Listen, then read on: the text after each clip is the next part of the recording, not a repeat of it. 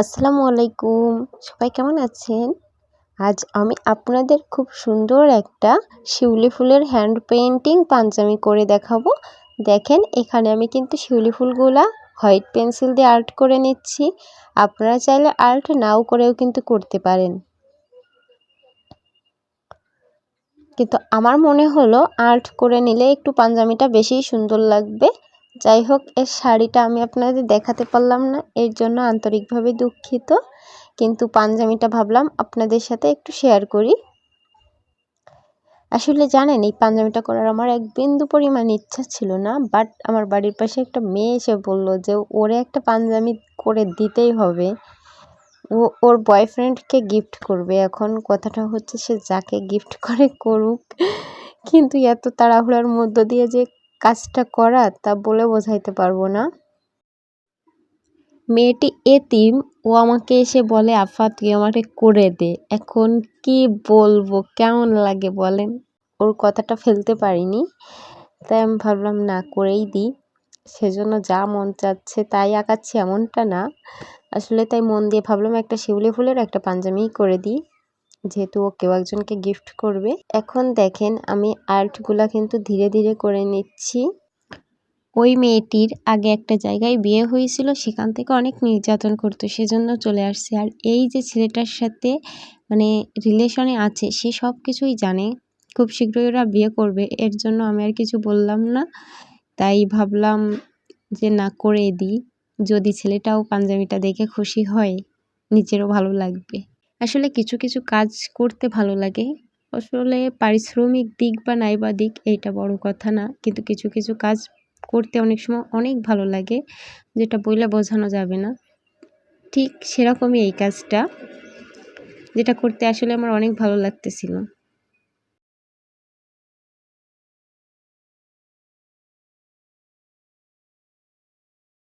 পাতা এখানে আমি খুব অল্প পরিমাণে দিয়েছি, শুধু ফুলটা একটু বেশিই দিয়েছি, কারণ এই শিউলি ফুলটাই দেখতে বেশি সুন্দর লাগে। আর কি বলবো, মানে এত সুন্দর লাগে যেটা বলে বোঝাইতে পারবো না। আসলে আমার কাছে অনেক সুন্দর লাগে, কার কাছে কেমন লাগে এটা আমি জানি না, তবে আমার কাছে অনেক ভালো লাগে।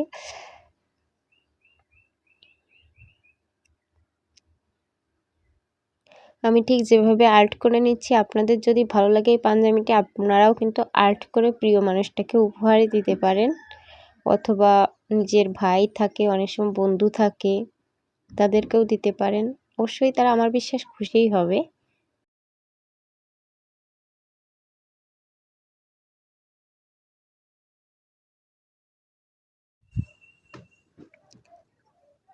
আমার দেখেন আর্ট করা শেষ। এখন আমার হাতে যে কৌটাটা দেখতে পেলেন, এটা হচ্ছে অ্যাক্রামিন কালার, যেটা হচ্ছে 50 গ্রাম 50 টাকা, 100 গ্রাম 100 টাকা করে রাখে। এইটা দেওয়ার একটাই কারণ, ডার্ক কালারের কাপড়ের উপরে হচ্ছে সাদা কালারের যদি বেজ না দেন তাহলে ভালো লাগবে না। সেক্ষেত্রে আপনারা এই বেজটা হোয়াইট পেস্ট এবং এনকে বাইন্ডার একসাথে মিক্সড করে ব্যবহার করতে পারেন, কিন্তু আমি আসলে কিনে এনে সেই রঙটাই বেশি ব্যবহার করি, কারণ আমার কাছে মনে হয় হোয়াইট পেস্টটা দিলে কাপড়টা বেশি শক্ত হয়ে যায়, মানে রঙটা শক্ত হয়ে যায়। সেজন্য আমি হোয়াইট পেস্ট ব্যবহার করি না। এটাতেও হোয়াইট পেস্ট আছে, কারণ হোয়াইট পেস্ট ছাড়া সাদা রঙটা হয় না, কিন্তু আমার ধারণা যে এটাতে অল্প পরিমাণ হয়তো দেয়, সেজন্য একটু নরম সফট থাকে এবং একটা গ্লেজি ভাব থাকে। সে কারণে আমি এই অ্যাক্রামিন দিয়েই ডার্ক কালারের কাপড়ে হচ্ছে বেজ দিই। সব কালারের কাপড়ে অবশ্যই এই বেজগুলো দেওয়া লাগে না, যেমন ব্লু কালার, তারপর হচ্ছে কালো কালার, এরকম কিছু কিছু কালারে দেওয়া লাগে। প্লাস্টিকের যে কৌটা ওইটা ইউজ করছি, ওইটার ভিতরে যে রঙটা থাকে, আর এর উপরে আমি অ্যাক্রালিক যে কাচের কৌটা সেইটাই ব্যবহার করবানি। এই যে জায়গাটায় অনেকটা ফাঁক দেখতে পাচ্ছেন, এটা কিন্তু থাকবে না। যখন হচ্ছে শার্টের বোতামটা এক জায়গায় করে দেওয়া হবে, তখন কিন্তু এটা ঠিক হয়ে যাবে। যেহেতু টেনে আমি ফ্রেমে বসাইছি, সেজন্য এরকম হয়েছে। এখন দেখেন আমি কিন্তু সেই আঁকানো ফুলের উপর দিয়ে শুধু পেইন্ট করেই যাচ্ছি। মানে একবার আপনারা আর্ট করতে পারলে তখন আপনাদের কোনো কষ্টই হবে না, তখন হচ্ছে শুধু তার উপর দিয়ে পেইন্ট করে গেলেই হয়ে যাবে। আর এখানে আমি কিন্তু 0 সাইজের তুলিটা ব্যবহার করেছি। এখন দেখেন হাফ অংশ আমি করে নিয়েছি আর বাকি হাফ করতেছি। এই যে দেখেন পাতার অংশটা করতেছি। এক সাইডে জলপাই কালার দিয়েছিলাম, যেটা হচ্ছে ক্যামেরাতে তেমন একটা ফুটতিছে না, তারপরেও হচ্ছে আমি চেষ্টা করলাম সম্পূর্ণ সবুজ করে দেওয়ার জন্য, মানে যাতে করে হালকা হালকা জলপাই হালকা হালকা সবুজ সবুজ লাগে। কিন্তু আসলে অনেক সুন্দর লাগতেছিল পাতাটা, কিন্তু ক্যামেরাতে সেইটা আমি ফোটায় তুলতে পারিনি।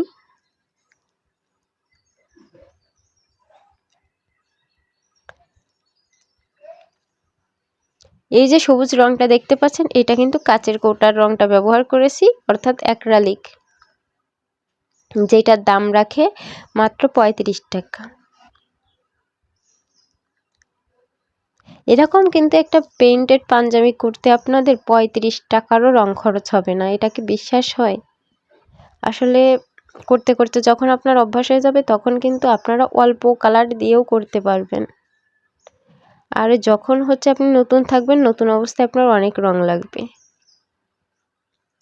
আর এই কালারগুলোর কিন্তু কখনো কালার ওঠে না, মানে এই সাদা রং বলেন যে রং বলেন কখনোই কিন্তু ওঠে না।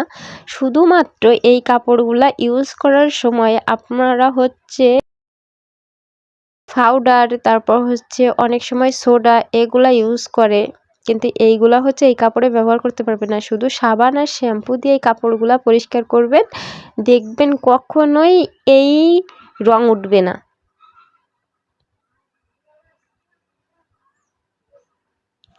মানে অনেকেই ভাবেন, আমার কাছে যে অনেক আপুরা আসে বা কি বলবো, অনেক ভাইয়ারা আসে পাঞ্জাবি এগুলা করানোর জন্য, অথচ তারা এমনটাই বলে, কিন্তু আসলে ওঠে না। এটা স্থায়ী রং, কিন্তু শুধু এই 2টা জিনিস মেনে চলতে হবে। আর হ্যাঁ, একটা কথা, গরম পানিতে কখনোই কাপড়গুলা দেওয়া যাবে না।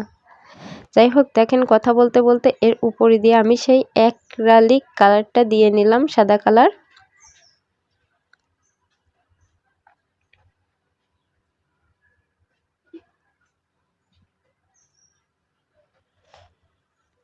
এখন কড়িগুলা দিয়ে নিচ্ছি, কড়ির উপর দিয়েও ঠিক একইভাবে হচ্ছে অ্যাক্রালিক কালারটা দিয়ে নিচ্ছি। অ্যাক্রালিক কালারটা হচ্ছে খুব ভালো ফিনিশিং আসে, দেখতেও ভালো লাগে। এখন আমি কমলা কালারের হচ্ছে ফোঁটা দিব আর কি, মানে শিউলি ফুলের উপরে হচ্ছে যে ফোঁটা বোটা থাকে সেগুলা দিব আর কি। যাই হোক, এখন দেখেন দিচ্ছি। এখন হচ্ছে কালারটা কিন্তু ভীষণ সুন্দর লাগতেছে, যদিও বা আমি অত ভালো শিউলি ফুল পারি না, তারপরেও হচ্ছে যতটুকু পারি ততটুকুই করার চেষ্টা করি, যে করতে করতে আস্তে আস্তে ইনশাল্লাহ হাত ভালো হয়ে যাবে, এটাই আমি বিশ্বাস করি এবং করি। ভিডিওটি ভালো লাগলে অবশ্যই আমার চ্যানেলটি সাবস্ক্রাইব করবেন। সবাই ভালো থাকবেন, সুস্থ থাকবেন। আল্লাহ হাফেজ।